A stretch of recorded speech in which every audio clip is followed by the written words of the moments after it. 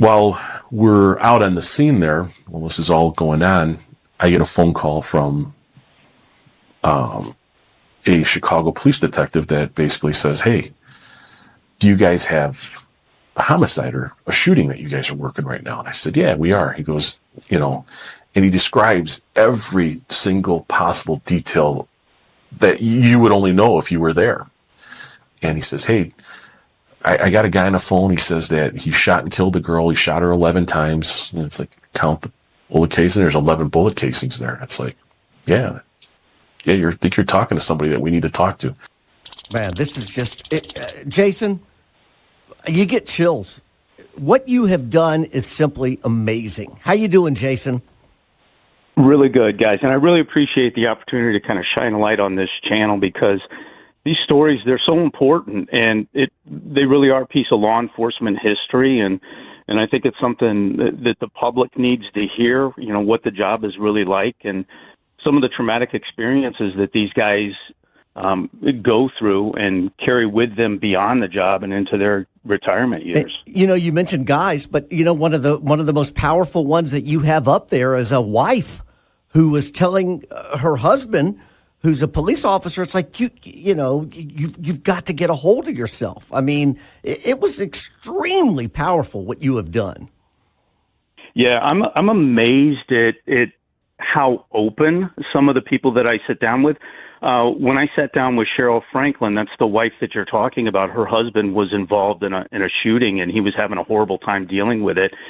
And she said, "You know what? I don't even think I told my parents this or told my kids this, but I told my husband, if you don't get help, I'm filing for a divorce, I'm taking the kids, and I'm leaving you." And I was amazed that I was the first person, other than her husband, that she shared that with. And it kind of brought to my attention of, we do a poor enough job taking care of our officers when they're involved in traumatic experiences. We don't even think about what the family goes through. You know what? Another one you saw, it's just, you don't realize the closeness that partners build between each other. You were talking about, one guy said, we came upon this car with dark windows. I mean, I think about that all the time when I see these dark windows and they're pulled over. But I mean, just the talking between each officer and saying, "Look, buddy, I'm worried about you. Be careful." I mean, you get chills hearing this stuff. Yeah, that was a fatal shooting in Newark that the officer, and that was actually a career-ending incident for him. That was he had been involved in more than one shooting, and that was kind of the one that just was too much for him, and he decided after that it was time for him to leave the job. But yeah, some incredible stories. All right, so Jason, who are you? Where did you come from? Why are you in Ottawa? What the hell's going on here? So I worked for 28 years, almost 29 years for City Police Department, Oak Brook, just outside of Chicago. Retired from there. JR, is that near you? Oh, yeah. Oak Brook. Been to Oak Brook many a time. JR's from Elmwood Park. Oh, yeah. Okay. All yeah, right. awesome. Go ahead. So left Oak Brook. The plan was always to move to Florida, but I will tell you what, when we would take the kids to Florida, I'd come out of the mountains, we'd come around Moccasin Bend, and it was just incredibly impressive when I saw that. And so at the very last minute, we changed plans, and I retired. And the very next week, we were on our way down here looking for a place to move. And coincidentally, I got a call to ask if I'd take a chief's job for a year.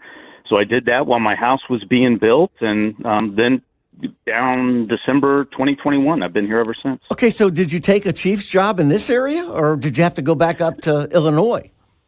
No, it was in LaGrange, so it was like 2 towns over from Oak Brook. Yeah. So, but it worked timing-wise. It just worked out perfect for me. I mean, I'm telling you, folks, you have got to listen.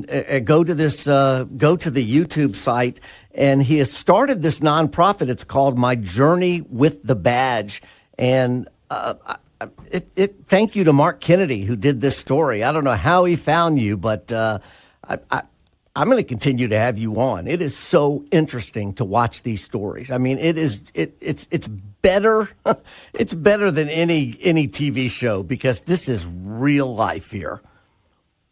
Yeah, and there's pieces about law enforcement. I did the job for almost 30 years, and there's pieces that I learn about when doing these interviews. I've talked to a police sketch artist, talked to a guy that spent 21 years doing electronic surveillance for the Rochester, New York Police Department. Talked to a guy that investigated dog fights. Pieces of the job. Talked to a guy who sat in John Wayne Gacy's house overnight while they were removing all the bodies from it. I mean, just some of the stories, they're incredible, and they're things that I had no idea that you could do in this job. 3 guys that were on dive rescue teams. Just some really great stories and some great insight into what the job is really about. All right, Jason, I don't know what you're going to be doing for the next 10 minutes, but please, you're not going anywhere, so we got to go to a break. We're coming right back with you, and I just appreciate this. His name is Jason Cates. He is a retired police officer now living in Ottawa, but he travels the country. His nonprofit is called My Journey with a Badge. If you have any free time, go to YouTube and watch these interviews. My Journey with the Badge. We're coming right back to you, Jason. Here's JR.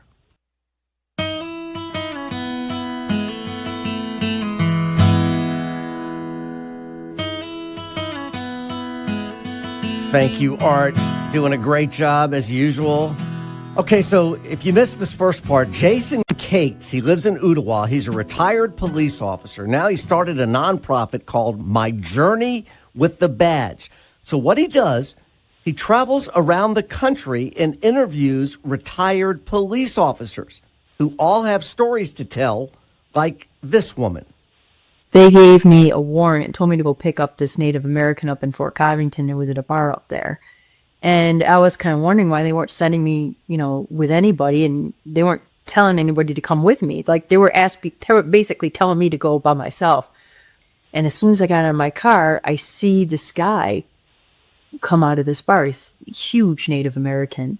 And I called his name, and he looks over, and I said, "Hey, will you come here for a minute?" And I was like thinking, there's no way I want to wrestle this guy or anything. It's just a losing battle there. And when I got back to the station, I walked him in there. You could hear a pin drop. Nobody said a word. Wow. So, Jason, you contact these people, you pay your own airfare or car fare, whatever, and you go to these homes. Yeah, for the most part, yeah. Occasionally what'll happen is I'll have somebody in a location that'll set me up at their old department, and I'll have a few come in. But generally speaking, yeah, I go to their houses and they welcome me in, and I sit down and we kind of talk a little bit about the interview process, and then we spend a couple of hours talking about their career, why they decided to become a cop, all the way to their decision to retire and everything in between. Are you a one-man band? I mean, I'm going to tell you, the video quality, the interviewing, it's well done, sir. I appreciate that, because that is probably the most challenging part for me. I'm 55. I'm not that great with technology. It's been a huge learning curve. I am a one-man band, but I really enjoy the editing process. I love the interviewing. I love meeting the guys and girls of law enforcement and their spouses, and I love the creative side of the editing process and putting it all together and getting it out there for everybody to sit down, watch, and enjoy. Obviously, you've been around this business for a long time. By talking to all these different people, was there anything that surprised you and said, you know what, I didn't realize this, but now after talking to all these different people and different, not walks of life, but different parts of that police force industry, what did you think that, wow, I wasn't aware of this, or this is more prevalent than I thought it was?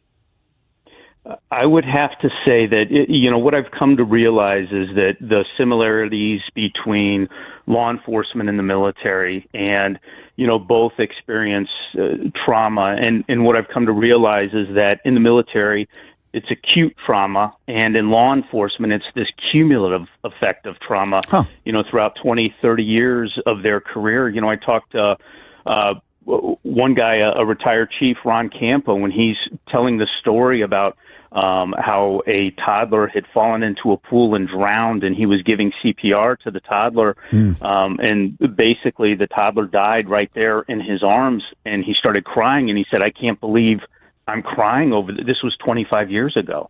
And so you've got men and women that over 20 years, they just pick up trauma and trauma and trauma, and then they leave the job, and nobody ever looks back and does anything to try and take care of them. And so I guess that's been the biggest realization for me, is that there's just this cumulative effect of trauma that's going untreated in law enforcement. So that would lead me to think, as a police officer, do you have to care like that officer did and shedding tears? Or is it better not to care at all and go on with that, 1,000-yard stare? How can you survive? Or I'm sure you're going to tell me there's a mixture of the two. There really is. And I think the humanity in law enforcement, I don't think it's a story that gets told. Ben Chase in San Diego County, retired out of there. He lives locally here in this area. He tells a story about riding to the hospital in an ambulance and praying over a gang member who was going to die, and then getting to the hospital, meeting his mother, and going to the chapel and praying for the life of this gang member with the mother. And the gang member ultimately survives. But, here's two people that are polar opposites, a gang member and a gang officer. Uh-huh. And, here he is praying for the survival of this young man. So it's that humanity that I think we're missing. But in large part, I think cops are really good at just compartmentalizing it. Jason, that's probably it. I just wonder how you go to work after doing CPR on a toddler, whatever. How do you go to work the next day? Seriously. Yeah. I couldn't do it. Jason, give us the website, please, and make a donation if you're listening to this man right now. What's the website? The website is myjourneywiththebadge.com. And if there's anybody out there listening who retired from law enforcement and wants to share their story, they can email me at jason@myjourneywiththebadge.com. I'd love to have the opportunity to sit down with some local cops here. Jason, I must say, one of the best interviews we've ever had. myjourneywiththebadge.com.